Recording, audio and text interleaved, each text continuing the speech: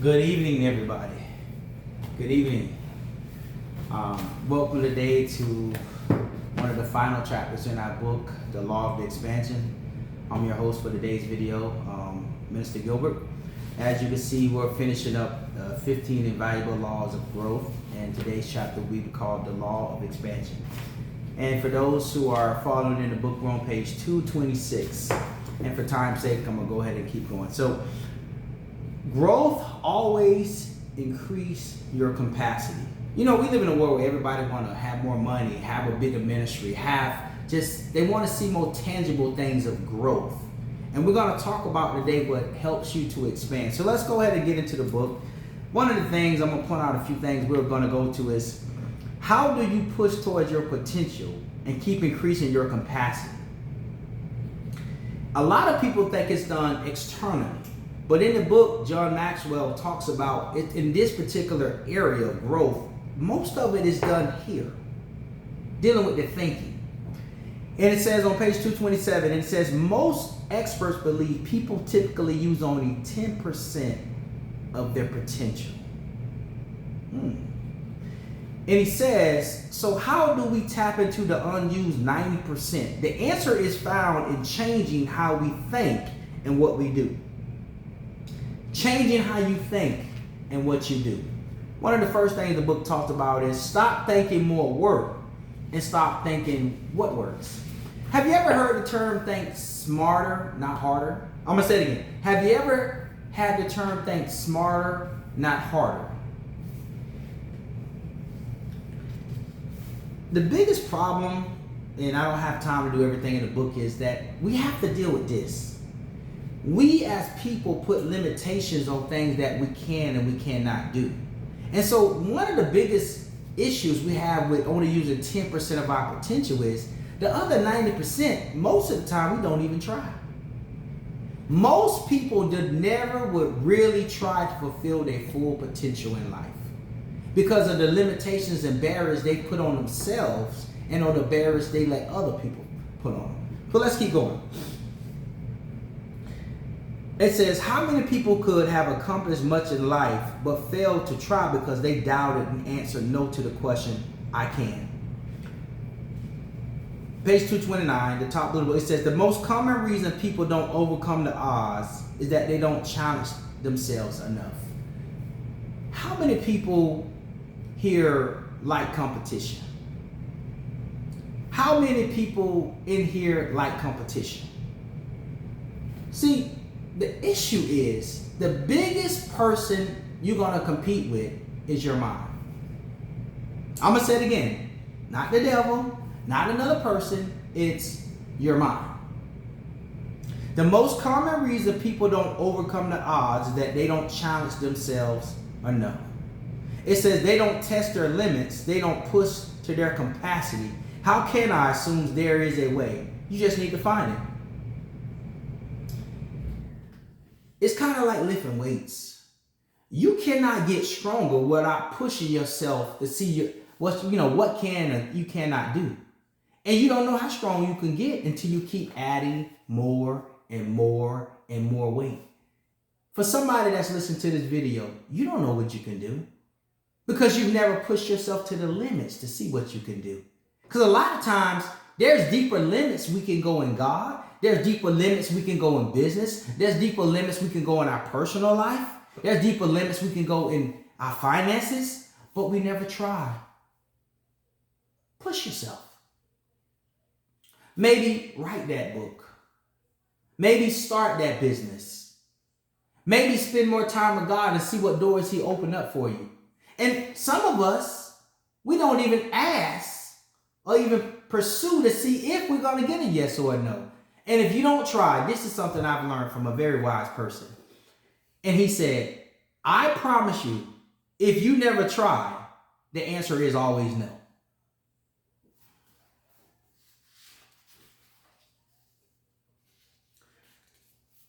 You know, a lot of times we think that there's only one way to do something. When I was coming up, you had to go to college in order to be successful, they said. Nowadays, you got people that are, You know, they're on YouTube making lots of money. They're doing this, and you know, the internet is so prevalent that there's many ways that you can do things that you couldn't do when I was coming up. And so there's many doors that can lead to success. It's not just one way anymore. My challenge to everybody on the phone, on this, that's listening to this message is find a door that works for you. Find a door that works for you. On page 232, it says, man's mind, once stretched by new ideal, never regains its original dimensions, by Oliver Holmes. What he's saying is, once you have been exposed to more, it's hard to narrow what you used to know. It's kind of like a big fish in a small pond. What makes it hard is maybe that fish was in the ocean, and then we go catch that fish and we put it in a small pond and expect it to be happy. That fish is used to a big ocean where there is no limits. And now we want to confine that big fish to a small area for our pleasure. But what happens if there's a small fish in a small pond, like a bowl, and instead of him being in this small pond, about the size of my hand, you say, you know what? I'm going to throw you out in the ocean. There's no limits. There's no boundaries. The ocean is so much bigger than my hand, which is what represents a small bowl. Yeah, small. Look how small it is. Look how small my hand is. But the ocean, there's no limits. I can't show you how big the ocean is. There's no limits. And that's how we are. We see ourselves and we put barriers on ourselves just like my hand. Small, very confined. You can see it in the camera. But there's no limits to the oceans because there's so many possibilities and many places the fish can go to. Take the limits off. Take the limits off this. This whole lesson is really talking about changing your mindset and so you can reach your full potential. Another part I think that's very good on page 232, it says, stop doing only those things you have done before and start doing those things you could and should do. The definition of insanity is doing the same thing and expecting different results. If you're not happy where you at in your career, if you're not happy where you at in different areas in your life, maybe you need to try something different. Just try it. But you got to try, because if you keep doing the same thing, you're going to keep getting the same results.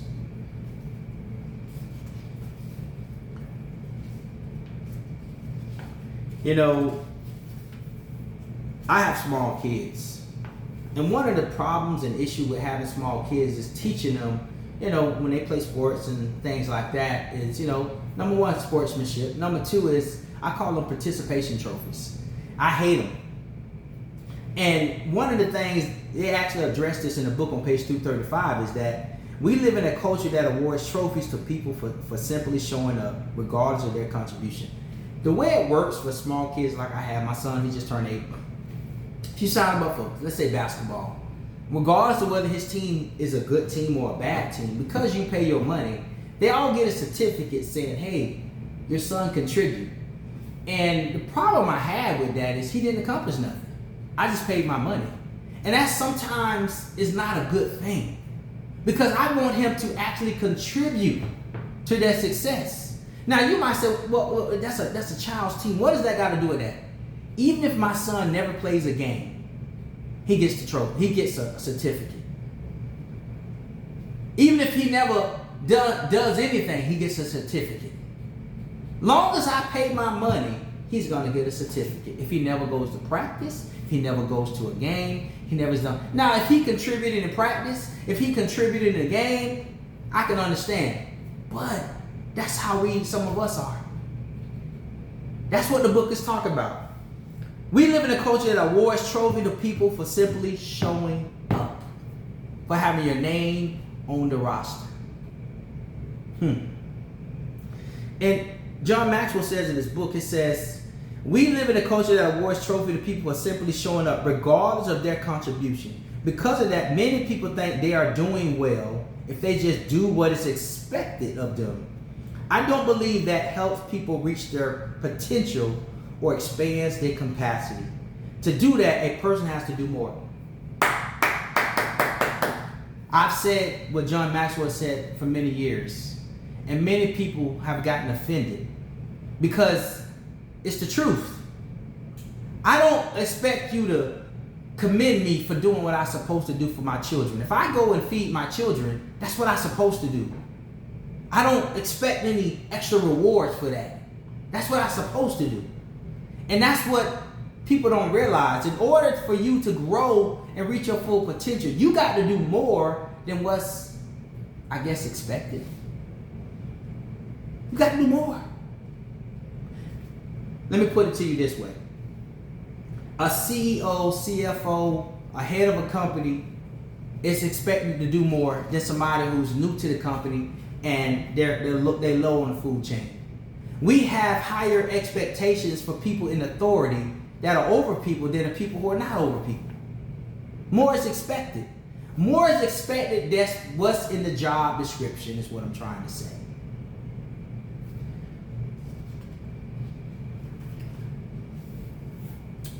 I'm almost done, and I think former General Electric CEO Jack Welch called this getting out of a pile. To distinguish yourself, get noticed, and advance in your career, you need to do and be more. You have to rise above average. You can do this by asking more of yourself than others ask.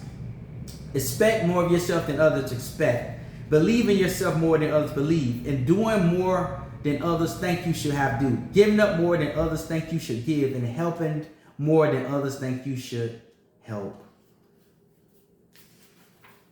I guess the question I would ask for everybody before we get ready to close out is, do you want to be average or do you want to be remembered? Because see, average most of the time is not remembered.